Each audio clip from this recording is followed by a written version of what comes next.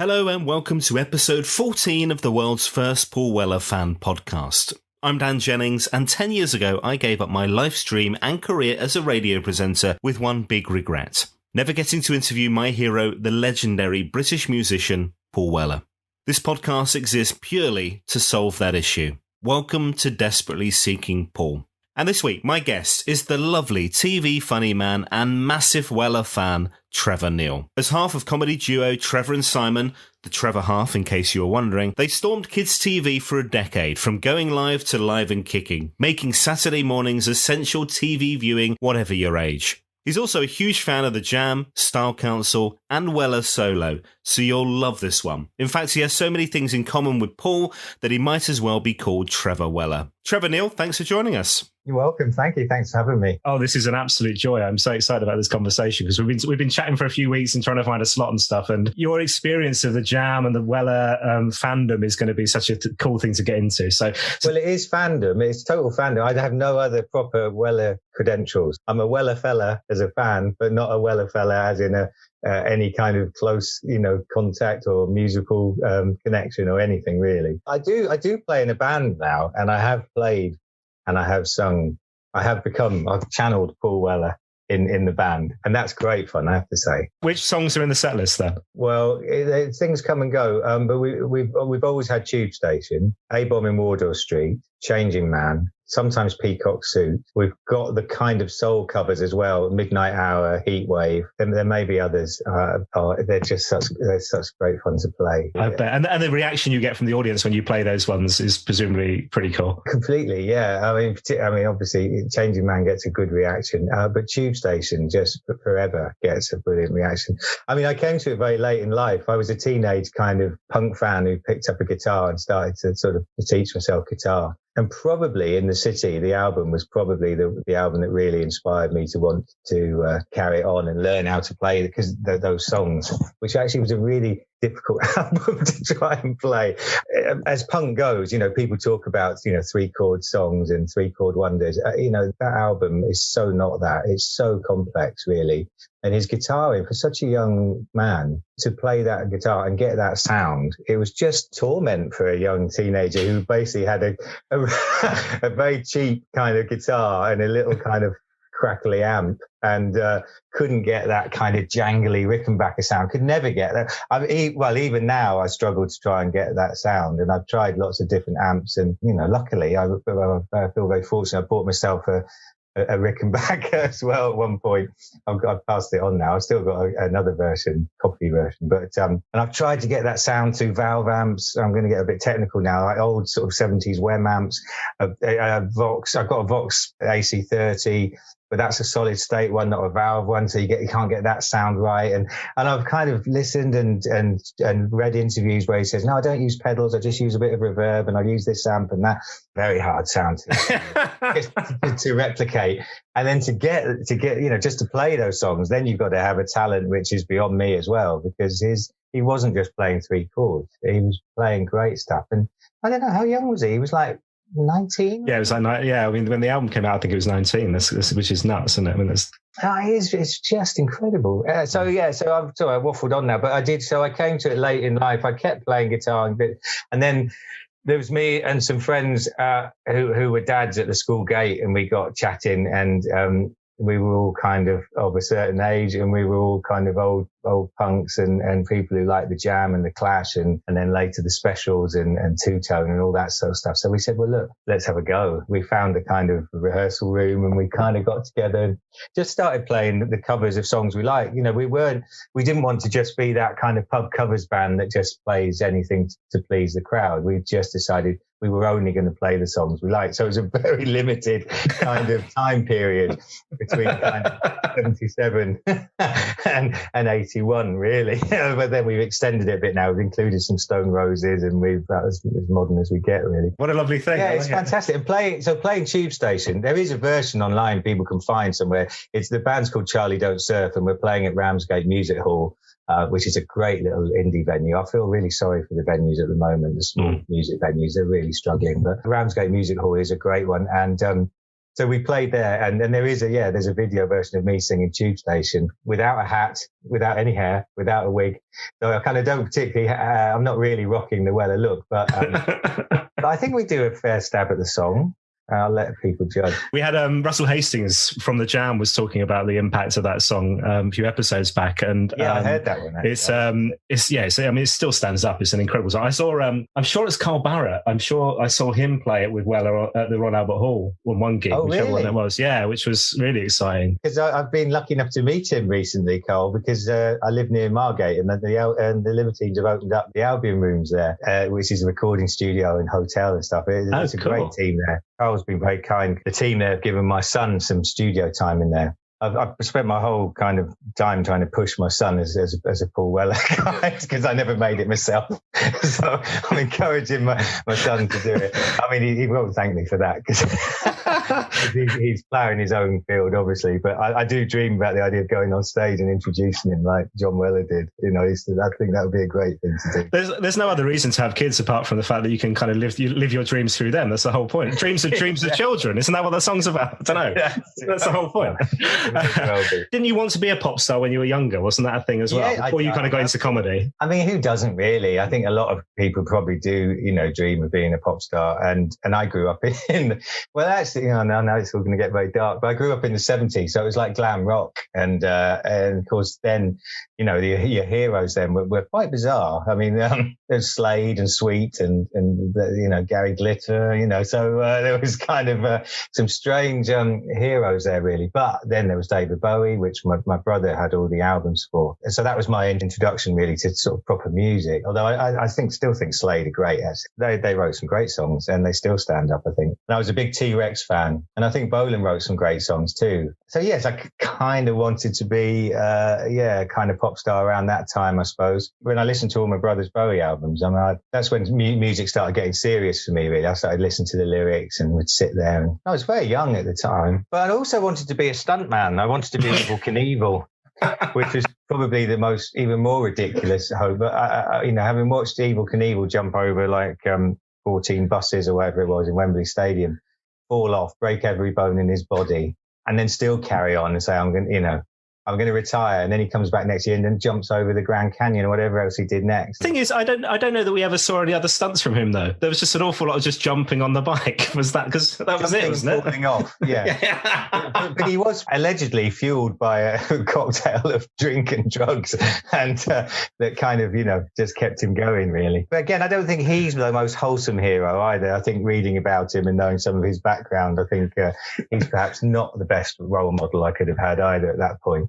Thank God you stumbled on Paul. And I read somewhere. I read somewhere. Combination, isn't it? Yeah. God Christ, absolutely. I mean, that's like a lifesaver for you. That the 70s were weird. They were weird, but yeah, thankfully, punk rock happened, and I discovered the Sex Pistols and the Clash and the Jam, and then my life changed. Yeah.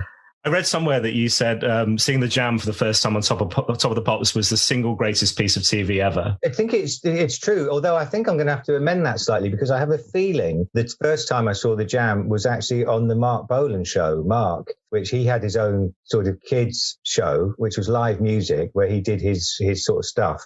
It was kind of at the real kind of the tail end of glam rock. So I think he was trying to move into other areas, and so TV presenting.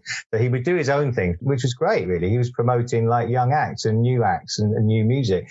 So he had some unusual, or not unusual, but unexpected stuff on. And the Jam were one of them. So I think we're seeing them do All Around the World was the first time I saw them play, although like I say, I'd heard them on John Peel and stuff, and it was just fantastic. I watched it again this week actually, thinking about this, and it's a bit of, and I think they are doing it live. Whether it went out live, I don't know, but they're playing it live, and you're just waiting for the final chord, and Rick Buckler throws his stick, but it flies away, his drumstick flies away, and so you can see Paul looking scowl almost, and then sort of turn his back, and then the song kind of slightly fizzles out, right, which I'd never realised before, but lovely. Anyway, on the YouTube clip I saw, it goes right to the end. I wouldn't like to have been in the dressing room with Mick after that one. Yeah, absolute bollocking. But it didn't take away from it. It was fantastic. I think from that point then, I just thought, this band are fantastic. Just started, listening and buying everything that came out of the jam then, really. So in terms of first live gig, was this the day in Southampton? You had a ticket for I had to wait a long time. I grew up in Southampton, and in a way, I kind of think maybe that's why me and a million other, young jam fans, but that whole thing of Paul Weller singing about, I know I come from Woking and you'll say I'm a fraud, and him having this sort of slight kind of I don't come from London kind of thing, and will I be accepted? And living in Southampton was sort of similar possibly in that, you were only about 80 miles from London, but it wasn't London, and it was Southampton, and it was very different. And we had a slight West Country lilt to our accent. So people called us Cockney farmers and things like this. And, it was kind of, you had a slightly different feel. So I don't know whether that was for that reason. Not all that many bands came to Southampton regularly. But so the jam didn't get to Southampton until the Setting Suns tour, 1979 or something. And so by that time, we were just exploding with excitement because we just couldn't wait to see them live. And I was a full-on, mod then with Parker and suited and tied and jam shoes and the whole lot. And so, I really, really wanted to go and see them. And then all my mates said, right, the only way we're going to get tickets is if we sleep overnight outside the theatre. It's called the Gaumont Theatre in Southampton, big old hall of a place. And so I said, great, that'd be fantastic. So I went back home and I sort of said to my folks, I'm going to stay out overnight. And they went, well, no, you're not. And it was like, oh, God. My dad was a policeman, and so he kind of always saw the bad side of everything and kind of said, no, you're not staying out. You're not going to be staying out overnight. And by that time I was like 16, I guess. And was that the only way to get tickets? So you could, obviously your internet didn't exist. Well, because you knew you couldn't ring. It would be, you couldn't phone. It would be too late or impossible? Well, no, there wasn't the internet. No one had a mobile phone. No. So you had to physically go and buy your tickets, and so to make sure you were there, and you knew that the whole of Southampton and the surrounding area was going to want a ticket because they hadn't been here before, and so thankfully I had good mates who were allowed to stay out overnight and queued up, and they got me a ticket, so that was fantastic. So I'd secured my place to go, but I had a Saturday job in Debenhams. And at that point, they were like little franchise. I think we call them franchises now, or brands, or whatever. But then it was called a shop-in-shop. And the shop-in-shop I worked for in Debenhams sold letterboxes and door furniture and stuff like that. And it was called Knobs and Knockers. and somebody must have been so proud of that title. They must have been the day they were like, yes. I guess they were. I reckon that's the only reason they came up with the business. Just start with a title. It's quite 70s, isn't it? A shop called Knobs and Knockers. It's like pretty full on. Anyway, so I was a young mod working behind the counter in the Knobs and Knockers. It sounds a bit like Mods and Rockers, which is really odd as well. But I was probably more of a knob than a knocker. Anyway, or a rocker. There I was. So I had my whole kind of mod jacket, probably two-tone jacket, shirt, tie, jam badge. And I was in there on that Saturday, having to work that Saturday when they were playing that night. And suddenly there was this buzz went round the shop, around Debenhams. It's Paul Weller, the jam in, and it was so exciting. They came in. I don't know. They just wandered in with a minder. So all three of them just obviously before they started sound checking or something. So all the assistants, everyone was whispering, all the young people who were into, and there was quite a few kind of young mods and things who were working there. So everyone was like walking around, like staring, going, yeah, it is them. And so, there was nothing more to it really, other than I remember just seeing Rick and Bruce standing under the escalator with the minder keeping out the way. And then Paul goes off and buys I think he was buying a birthday card or something. And so I just followed him round and took my Knobs and Knockers notepad off and pen and got his autograph. And I actually got the Rick and Bruce's autographs as well. Have you still got them? Yeah, I have. And I wanted to find them to show you, but they're in a box tucked away somewhere safely. So I met him. I got his autograph, said hello, and then fantastic gig the next night. That night, it was just brilliant. I mean, very hot, wearing a parka and a suit and a tie down at the front. Absolutely ridiculous clothes to wear to a gig. Brilliant. I mean, because Setting Suns was such a great album. I still love that album. And they, playing it live was brilliant. There's some great songs. And it was then that they were still letting fans come backstage afterwards, which I still think is an incredible thing to do. Yeah, I've read, I mean, the stories I've read on that, and I think we're going to have some of them coming up on the podcast as well, but that's just nuts. I mean, and the amount of fans who kind of came into Soundchecks it's lovely, but crazy. Yeah, I mean, the Soundcheck thing I didn't know about, but obviously I had my responsibilities at Knobs and Knockers, so I wouldn't have made the Soundcheck, obviously. But yeah, I mean, the fact that they did, they opened the doors up at the end, and all these, the whole kind of jam army, as they were called, the parka clad fools, with, their Target patches on the back of their parkas and Union Jam. I mean, I was one of them, but, it is quite comical. The whole thing about Mod being an individualist and all this kind of line of kids all looking exactly the same. And the fact that it was all meant to be kind of, sharp and tailored and all this sort of, when you look back at the 60s and the little kind of films and stuff where these guys are getting their handmade suits. And by the time the Mod revival came, there was some right old cheap rubbish being sold kind of wholesale. And I remember buying a Crombie a bit later on, and I went up to Carnaby Street to buy a Crombie overcoat. And it was basically made of felt. I think it was a really thin felt with this kind of cheap kind of like nylon-y red lining. And, it was the best I could do. And I didn't have any money then anyway. So, you still felt good in it. But when you think what a real Crombie is and how it would be made, it was quite funny what we were wearing those days. Really. So what happens when they open the back door? They just let the fans in after the gig, right? Yeah, they did. You queue up, and then when they were ready, they'd open the doors, and they were just sat behind a little table or something just in wherever near the stage door, and you'd just file past and you'd say hello, and they'd sign an autograph, and we'd have a brief chat. And I remember with me and my mates, we stood there as long as we possibly could, kept thinking of more questions to ask. And then at one point I noticed that I'd chosen the particular shirt I really liked and I knew he wore was a kind of 1/4 inch blue and white striped Ben Sherman shirt. I've seen pictures of it since, and then Terry Hall from the Specials used to wear one as well. And I was wearing it, and then he was wearing it. So I just went, oh, no, and I know what I said. This is the best thing. No, he said, I like your shirt. And I said, oh, thanks. I said, yes, you're wearing the same one. And he kind of went, oh, yeah, so I am. And that impressed me so much that he didn't even know what shirt he was wearing. He was just able to take shirts or supposedly shirt. That shirt, I'd planned to wear that for about 6 weeks beforehand. And I love it. Then we got told off by Rick Buckler for hanging around and ligging for too long, so we had to move on. Brilliant! I love that so much. Now, obviously, your life then as a fan from a kind of young age, you move into comedy. There's Manchester Uni. I was going to say you meet your other half, but your other half in terms of comedy, Simon. Yeah, my comedy partner Simon. Yeah. We met there at Manchester. And you become Trevor and Simon in the same way. Every time I say your name, I want to say and Simon afterwards, which I'm sure you must do a lot. But the thing is, I have to answer to both because people don't call me Simon.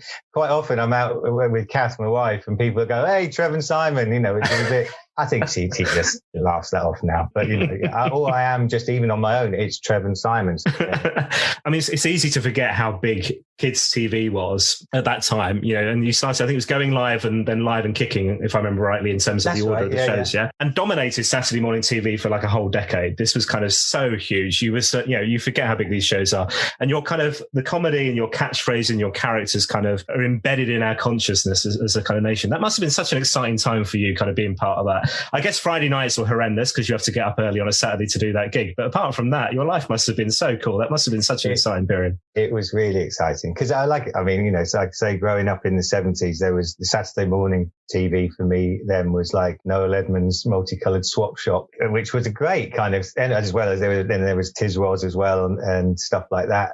But Swap Shop I used to watch, and bizarrely strange that you would hope that Keith Chegwin would be down the road from you, because he used to rock up in a local park and you could take down toys and stuff and swap them. And that was the whole kind of notion of this Saturday morning show. Noel Edmonds would be in the studio in London and Keith would be out around the regions meeting anyone who wanted to swap things. Yeah, I was a big fan of Saturday morning TV, and I did try to win Susie Quattro's guitar when she came on and offered the guitar as a prize. I never won it. We just got the chance to have fun and muck about and write silly stuff and just do what we enjoy doing, but in an environment where you were just meeting pop stars and people off the telly, and we were like fans a lot of the time. So when people came on like Paul McCartney. It was like, this was in the first few weeks of being on the show. And literally we'd had no preparation for this. We'd been doing the pubs and clubs around London doing the alternative comedy scene, but we had no preparation for TV. So, and literally I'd been working as a builder's mate up until then, or just, signing on. And then suddenly we were in this world of TV, Paul and Linda McCartney coming into the studio with their kids, and in us saying, oh, hello, we're Trevor and Simon, and him saying, oh, I know who you are. And he was probably lying, but it was a really nice thing to say. Yeah. And we kind of were just so impressed with him. And I remember he had a little badge on, which was, like the kind of Russian kind of hammer and sickle thing. He had a kind of a guitar and sickle. So it was kind of quite, I just remember that being quite cool. But yeah, it was very exciting. So it was fun to do the comedy. All these things like World is Strange and the swing your pants and all that kind of really stuck. I mean, it's kind of power of those catchphrases and stuff was just incredible as well. Who knew? I mean, we had no plan. We didn't know what we were going to do. Basically, having got the job, had a contract for 4 weeks because I don't think anyone had any faith we'd stick around for much longer. We only had about half an hour's material that we used to do in the pubs. And like the boss said who employed us, Chris Bellinger, the editor, he said there's only one joke in that's suitable for our audience anyway. We were doing a lot of political stuff. We were in pubs doing alternative comedy. At that point, our comedy heroes were the young ones, Alexi Sale, people like that. And so we were, it really wasn't suitable material for Saturday morning TV. So we had to start making it up. And that show demanded about 20 minutes a week from us, and it was 30 weeks a year, and we did it for 10 years. So, no wonder we had to come up with repeated catchphrases, because we had to find something in a sense that we could run with. So we decided to invent characters and created characters where we could do like little sitcoms or running gags and go back to them and repeat them. So hence, for some reason, we came up with the Barbers, Ken and Eddie Kennedy, the Barbers. They were kind of like old school barbers in ridiculous haircuts themselves that looked suspiciously like wig. And their catchphrase was, "We don't do perms." The funniest thing was when Roger Daltrey came into the shop, though, because he pretty much had a perm. And we had to give him a perm in reverse. But see, that was quite a thing as well. It was bizarre, Suddenly we decided to come up with a couple of characters that we thought kids might be entertained by, which were old-fashioned barbers, and then Roger Daltrey was in the barber shop. I mean, it's slightly odd, very odd, really. And then we came up with other very kid-friendly concepts like dry cleaners. We did a couple of dry cleaners. We don't do duvets, so that was the kind of running on from that. And the swing your pants thing that came early on, I suppose, where they were the first characters we came up with. And that was when I think we got stuck in Brighton. We went down to do a gig there, and there was a big storm, and we had to stay with a friend overnight, and we were stuck there because the roads were closed. And it gave us a chance to think about what we were going to do, because we'd been on the show a few weeks and it exhausted all the material we could think of. Yeah, we were a bit inspired by our friend's house and kitchen, which was quite bohemian. And we kind of just started thinking about a couple of characters that might kind of inhabit this kind of environment. And so it was a mixture of old school kids TV presenters meet hippies, meets folk singers, meets psychedelic crazies, really. I mean, they were odd characters, to say the least. And people interpreted them in different ways. The catchphrase "swing your pants" came about because I had a kind of very rudimentary kind of knowledge of the guitar. So I basically, that really was 3 chords. And I tried to sing every possible song we sang with the same 3 chords, or maybe one if I could get away with it. And so because I was doing that and singing along, singing little kids songs or folk songs or whatever it was we came up with, Simon felt a little bit kind of helpless not having it. So he kind of grabbed hold of his chords and started swinging his legs from side to side and coined this phrase, "swing your pants," which then kind of stuck. We found out later that in Scotland it became a form of an insult. It was a bit like saying "fuck off," or "swing your pants." Oh, really? Apparently so, yeah. Brilliant. Which I kind of like. Yeah. Like everything you're saying on a Saturday morning is massively offensive to the people of Scotland. It was a mixture of an insult. It was a kind of cool. It was a cry to arms. It was all sorts. It just meant everything. Then the whole kind of, Manchester kind of rave kind of baggy scene came in. And like the Happy Mondays turned up, and they were doing gigs with Donovan. Suddenly we'd been doing Donovan songs and it all kind of mixed together somehow. And by the sounds of it, from what I found out later, is there was quite a lot of people who were either just coming in from the night before and would be turning on and watching us do this, slightly psychedelic, weird stuff. And if they were a bit worse for wear anyway, I'm sure it took on a whole different So, wasn't there a great Paul Simon story as well? Whilst we're on the Saturday morning TV subject. Well, I don't know how great it was really. It's more just it's a slightly. I feel sorry for the guy really. I mean, yeah, that's another thing. Paul Simon. I mean, a massive star comes in on Saturday morning. We couldn't do a sketch with him, but they'd said because it was his birthday, I think. The team decided to have a massive birthday cake made for him. They asked us to wheel it on with some kids around us as well and that kind of thing. So it was going to be like a big deal. Happy birthday, Paul Simon. And he was a little bit subdued when he came in. He didn't look too happy. And one of his people or a manager or whatever just said, oh, he's been up all night with diarrhea, which is just what you want. You're an international star. You probably want your manager to go around telling everyone you've been up all night with diarrhea. But anyway, that's what we found out. That didn't stop us. No, come on, send in the cake. So he was there looking very like sort of a bit wobbly. And we came in with this massive birthday cake and kids came in and we're whacking him on the head with balloons. And that's about the end of the story, really. That's so funny, though. A bit later on, we did have a very late night. I can't remember quite well. I think it snowed and the boss decided we should all stay in a hotel together overnight, which was a terrible thing.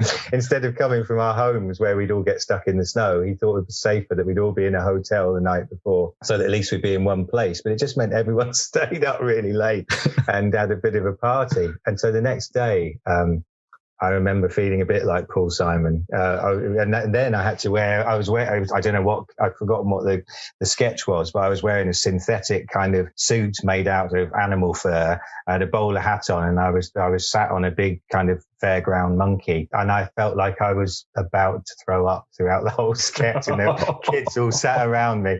I was just thinking, this is possibly the worst thing I can imagine now in front of however many 3 million people or whatever it was. Yeah, live TV. Wow.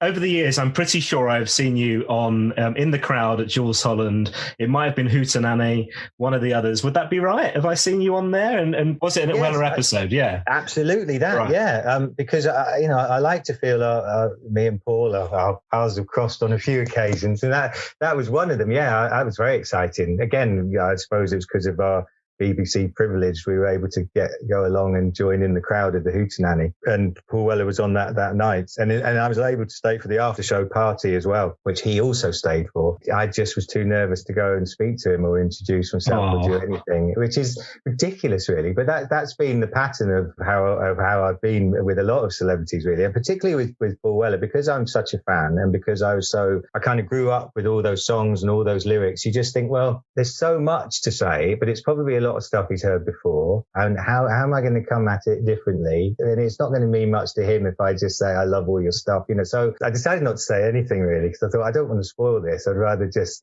keep it, he's a hero, and let's leave it at that. So I didn't approach him at that point. And that happened also. Me and Simon were invited to do a gig. I think it was around 1990. So I think this was probably before the whole solo kind of launch and sort of post Style Council, possibly just before Paul Weller released all his solo stuff. We did a gig at the Dominion Theatre in support of the ambulance workers who'd gone on strike. It was quite a big deal at the time, and there was a lot of support for the ambulance workers. Me and Simon did a swing your pants thing, and Paul Weller was on. So I kind of have been on the same bill as him. And in fact, when we were there at the Soundcheck, it was just because I was waiting at the side of the stage, and someone tapped me on my shoulder, and I turned around, and it was Paul Weller, and he said, "Where's the Soundcheck?" Which I still to this day think is quite strange, because we were on the side of the stage of the Soundcheck. So I kind of just went there and pointed. I think, I didn't say any more. And again, I am an idiot. I should have just started a conversation. And he may have been very nice, and it may have been a way of trying to open up conversation, probably. But I'm so socially awkward and such an idiot. And also, I thought, because of the time at the Hootenanny, I thought, well, look, I'm just like a comedy fool, really, and I'm doing sort of cheesy Saturday morning TV that probably someone like Paul Weller wouldn't enjoy. It never came on, so I presumed Saturday morning TV probably wasn't his thing. And So I sort of then felt, actually, I don't want to put myself in a situation where this could all go horribly wrong. Yeah, I've got the memory of the shirt comment. That's enough for me. Yeah, he likes my shirt back in 1979. Exactly. I didn't want to spoil that really. So, and did he play after you on the gig or the benefit gig? Yeah. So you supported Paul Weller? I guess so. Yeah. That's the story. You've got to spin it. And which Hootenanny was it? Was it the Amy Winehouse one, or was it a later one? No, I don't think it. Oh God, I know you've got me now. I've got a very vague memory. You were pissed, weren't you? You were pissed, like everybody else on Hootenanny. I remember Jools Holland going around saying who we should have as Prime Minister, and I claimed it should be him. But I think you do a lot better job than anyone else. Oh yeah. Oh no, love Jools. And Hootenanny, for those that don't know, is a show in the UK that is New Year's Eve on the BBC, but recorded in like September or something ridiculous, right? So you're all kind of before Christmas. Yeah. So you're all pretending that you're kind of counting in the new year as if this is a kind of live show, but actually it's like way before. Yeah. And it's just the audience. It's a chance where everyone just sits around and listens to some great music and gets pissed with. Yeah, lovely. It's a beautiful thing. You also have something else in common with Paul, I understand. So the connections continue throughout your entire life. Aren't you the dad of twins as well as Paul? I am. Yeah, in 1995. Six I had twins, so they're quite grown up now. I had two girls, and in fact, again, that was another little blog piece I wrote, because when I saw that he was having twins as well, I thought, well, this is maybe, because I'd learned a lot from Paul over the years. I've learned about Motown and soul music and all kinds of, sort of like mod history and clothing and lots of kind of, hints and stuff. So I did think, well, if we ever met, I might be able to give him some hints on twins. I know what it's like. And no disrespect, he wasn't a young man when he was having twins. And I was thinking, wow, fair play. Good luck to you, because it's not easy. It is fantastic. So I've got 4 kids actually. So I had 2 other children after that as well. So oh, lovely. Oh, beautiful. So you mentioned about, I mean, this has come up quite a lot on the podcast as well, actually, the kind of other artists and bands and things that Paul has recommended over the years. So you've also kind of gone on this Voyager Discovery, like many of us, where you've maybe read an article or you've seen an interview and suddenly it kind of sets you off on another journey where you kind of go, I need to check that out. He's said about this. Let me find out more. Yeah. For my age group, and I know there's a lot of people of my sort of generation that punk rock did that completely, in a sense, because through the Jam, that introduced me to Northern Soul and Tamala Motown and the Kinks and some great music.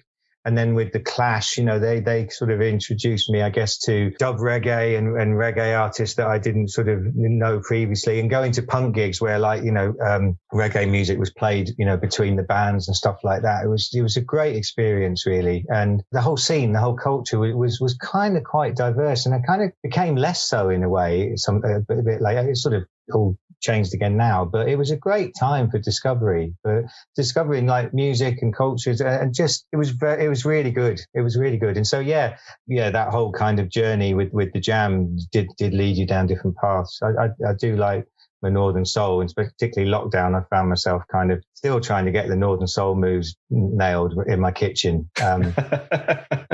I can't. I'll keep trying. I get very out of breath these days. And did you stick along the journey for the Style Council? And I know you're a big solo fan, but were you kind of along for the whole thing? Yeah, no, absolutely. For me, it wasn't a big surprise. I know it upset a lot of Jam fans, but I could sort of see it coming in a way. I thought The Gift was a great album, and I know there was a bit, I don't know, I remember at the time some people were less enthusiastic about it as Jam fans, whereas I loved it. And I loved I loved all that gradual soul stuff that was coming into it. I liked the brass section in terms of just the hearing, the horns and everything. I thought was always a great, even going back to Heatwave, I'd loved all the horns on that. So I'd always enjoyed that part of it, that side of that journey. And The Gift, I thought there was a hint there of what was coming. There was a softer side to things. He was definitely like with Precious. There was he was exploring dance music and slightly kind of, funkier bass lines and things. And I could see it coming. So it was a shock, and it was disappointing when the Jam split, but it was a chance to see them again. I saw them on the Trans Global Express tour, and then saw them on the farewell tour in Manchester. So it was a great chance to actually see them again. So when they split, I thought, well, okay, something else will come along. And when the Style Council happened, it kind of made sense. And I thought, in terms of the mod journey, it made sense that there was, it wasn't just about Parkers and Targets and scooters, and it got a bit more kind of into that whole kind of European thing and sort of French and Italian kind of culture. And it was quite humorous as well, but it was quite interesting, particularly in these grim Brexit days. I think it was really fun there to be open to all that European influence and how things had kind of been shared and borrowed and things by different countries and cultures. So yeah, I liked the Style Council. I thought the first album was brilliant. I have to confess that I think probably as my life started getting more complicated and I was getting selfishly following my own kind of comedy career, I lost touch with the latter end of the Style Council a bit. I mean, it's maybe an obvious one to go for, but Walls Come Tumbling Down, it's such a great song. And I thought that was a great combination of the kind of political and energy of the Jam, but with the kind of musical, kind of soulful force of his new kind of place, really, with the Style Council. And DC Lee's vocals are stunning. I thought she was brilliant. I think Paul seems to have a great, I don't know, he just duets well. And I think, but that combination with, at that point with him and DC Lee, just was great. And I was a fan. I saw them only once, I think, when I was a student in Manchester, and I think it was a CND rally. We all jumped in a coach and went down to London for a rally. And I think Style Council were playing in Brixton in Brockwell Park, somewhere like that. So I remember seeing them then, but that was all, yeah. And I never went to Live Aid, so I didn't see that. But. And then the solo years. So obviously the Polydor relationship comes to an end. The Style Council is no more. The comeback, which is kind of when I discovered Paul, and I think I've said this before on the podcast, for me, it was kind of like, there's this new guy called Paul Weller. There's this great song called Aha, Oh Yeah, and telling all my mates, and they're like, oh, great. And then I mentioned it to a couple of older people, and they're like, yeah, mate, it's the Jam greatest hits. Get yourself into that. Was it the same for you in terms of the comeback and you kind of going, actually, Paul Weller's back in my life again, and this new music, this solo music is so good? Yeah, I mean, it was fantastic, and I was really excited by it. I think that album is really cool, and there's some great tracks on it. So it was exciting, and to me, it was like a kind of.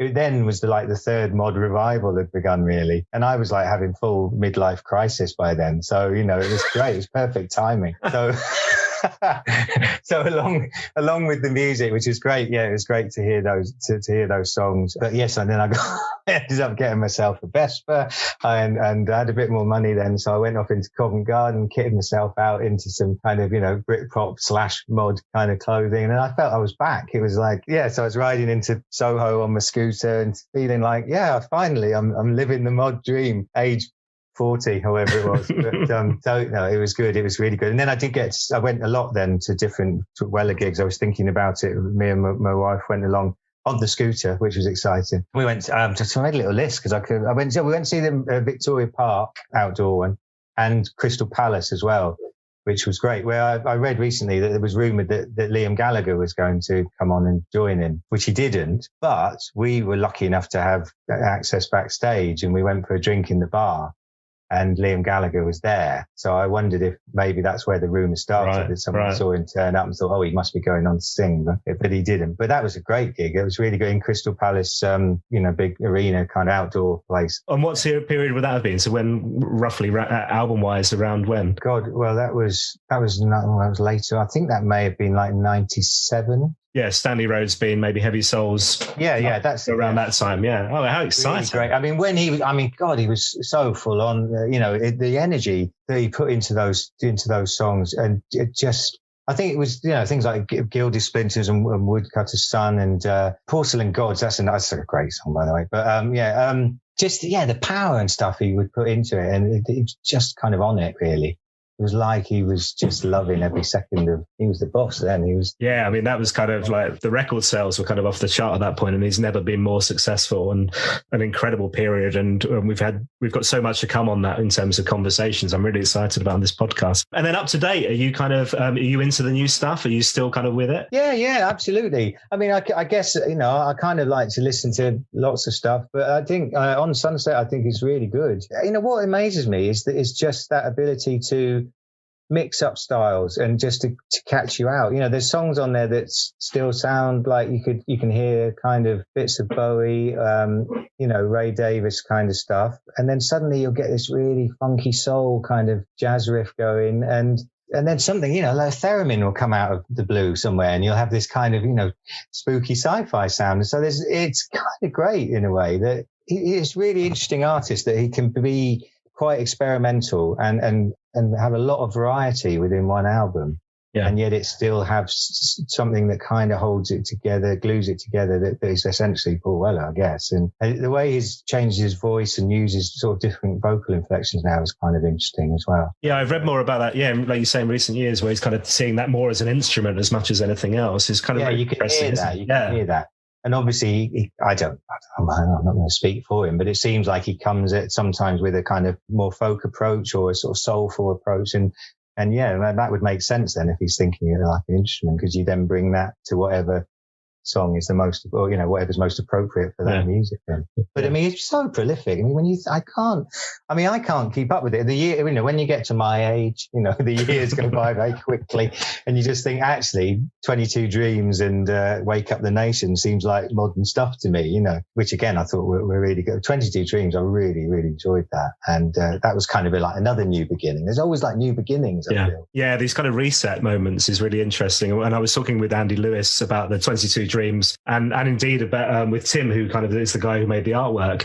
And 22 Dreams is a really kind of key period for me. I love that album. I absolutely adore it. But then when you look at it, it's like 13 years ago, you're like, where did that time go? Well, exactly. That's what I mean. Yeah. And so I try not to think about that. But it was a good album. And I think it sort of felt to me like it captured some of that. I'm not always looking for it to go back and capture the days of the Jam, but I do think that album had a kind of the Gift quality to it. There was like elements of brass on it, and there was a kind of upbeat, very high energy kind of, you know, joyful kind of feel to it, which I thought the Gift had, and it kind of had a similar feel to, you know, for me. And I don't know whether it was around the same time. If you're going to talk to Andy Lewis, you'll know. But that song they did together, It's Kind of Be Lonely. That is a great Northern Soul song. It's a great song. The story about that and how that came about is lovely, because that involves a 1 a.m. conversation with Weller giving Andy Lewis a ring, telling him he loves the demo. It's brilliant. You'll really enjoy that, I'm sure. Yeah, you'll really enjoy exciting. That. Well, the result is superb, I think. It's a really good dance tune. Yeah, absolutely. It's a fantastic track. Hey, look, a couple of questions before you go. This has been such a lovely conversation. You're still a double act with Simon. Tell me a bit about Strangeness in Space, this kind of cult sci-fi comedy that you've kind of created, which is crowdfunded. So the kind of audience pays for it essentially and kind of helps you make it. But you mentioned Alexei Sayle earlier on. I think he's been part of one of the episodes or part of the story. It's a few years ago now, but it's still available and it's there. That's the beauty of podcasts. It was great. It was a great idea. See, when we were back at university, me and Simon, we were also there with Sophie Aldred, who was one of the Doctor Who's assistant for a while. And so our friend and manager, Claire, said, look, why don't we all get together and try and do something with that connection? So me and Simon and Sophie and Claire, we had a bit of a meet up and we thought, yes, let's do a kind of sci-fi comedy then that will maybe kind of be something that would be fun for the Trevor and Simon fans and Doctor Who fans, or who knows, let's see where it went. Yeah, we crowdfunded it, and it was an audio because Claire had previously worked on another kind of sci-fi audio. So we decided to go down that path. Simon and I started writing the scripts, and we were kind of, it was all the sci-fi films we loved went in there as influences, as well as dark comedy, probably like Red Dwarf and, I'm trying to think of the other thing anyway, it was, lots of different influences were in there. So it worked really nicely. And then we were able to bring in guests. So we had Doom McKeekan, who was our narrator. And it's actually, it sounds like kind of Manchester University Drama Department club. She was there as well at the time. So she was another mate who then went on, to become such a great comedian. And so she was our narrator. We had an actual Dalek in the shape of Barnaby Edwards, who is an actual Doctor Who Dalek. Well, he's not a Dalek, he's a real person, but he plays Daleks. He was our computer robot for the series. And then we did have guest stars. So Alexei Sayle joined us, which was brilliant. And he was very funny. And he started improvising around our script, which was really good. And probably a good idea.